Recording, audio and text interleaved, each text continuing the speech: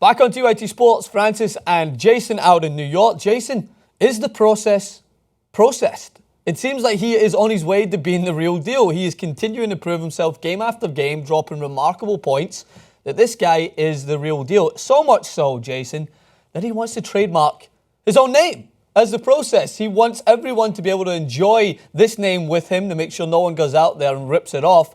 So give me some more details. What's going on with Joel Embiid?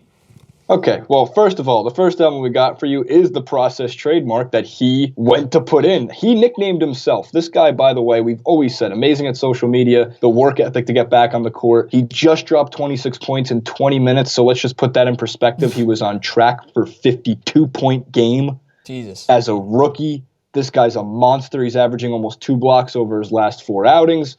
He's got that minutes restriction, but he's got like this really enjoyable personality, one that we really haven't seen as much advertiser-friendly since Blake Griffin. And we always see Blake Griffin in all those Kia commercials and stuff like that. So, by the way, Francis, here's the other element. As first noted by Crossing Broad, Embiid has filed for a trademark on the process. Embiid has filed 2 requests and wants to sell rubber bracelets, Children Brooks, pre-bottled Shirley Temple drinks, shirts, sweatshirts, shorts, sweatpants, hats, and flip-flops. I'm buying all of it.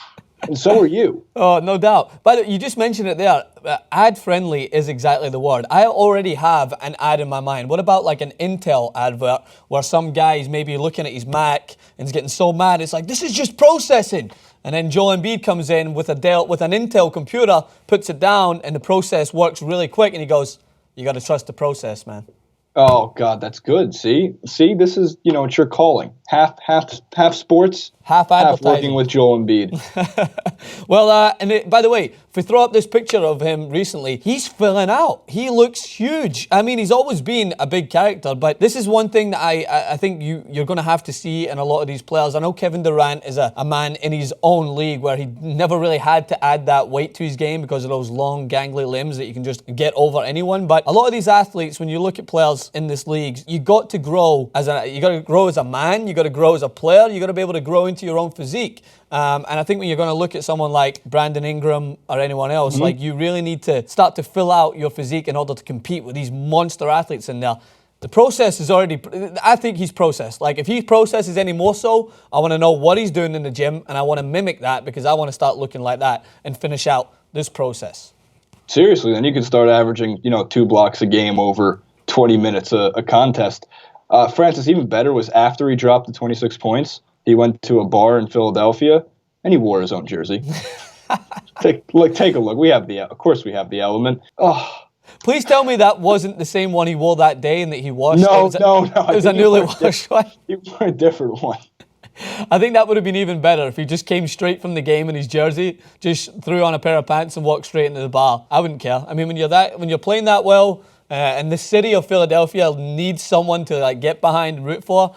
I'm just excited to see how, when you get Ben Simmons into the fold when he comes back from injury, how it's going to work together. Is the process going to continue on further? I don't know how many more times I can make this reference. But could you imagine for a second how great of a passer in college that Ben Simmons was, and it's his best asset. Yeah. On top of the fact that he's going to be able to run a pick and roll with Joel Embiid. You're talking about a deadly, unguardable, if developed correctly, pick and roll offense. You really are. And defensively, they both have, the length and strength and athleticism to guard for Ben Simmons, the wing, and for Joel Embiid down low. It's actually looking very sunny in Philadelphia. See what I did there going forward. Maybe Negladelphia will be no more once you get these players into fruition. Maybe that will just be an honor held by the other part of the East Coast, of the New Yorkers who, Jason, you kicked off your pessimism a little bit today when you held up show me the newspaper today. Sorry, I can't see you. Oh, interesting. The Blue Streak. By the way, and the Knicks. Blue Streak's a great movie, by the way. You should check it out. It's got Dave Chappelle in it.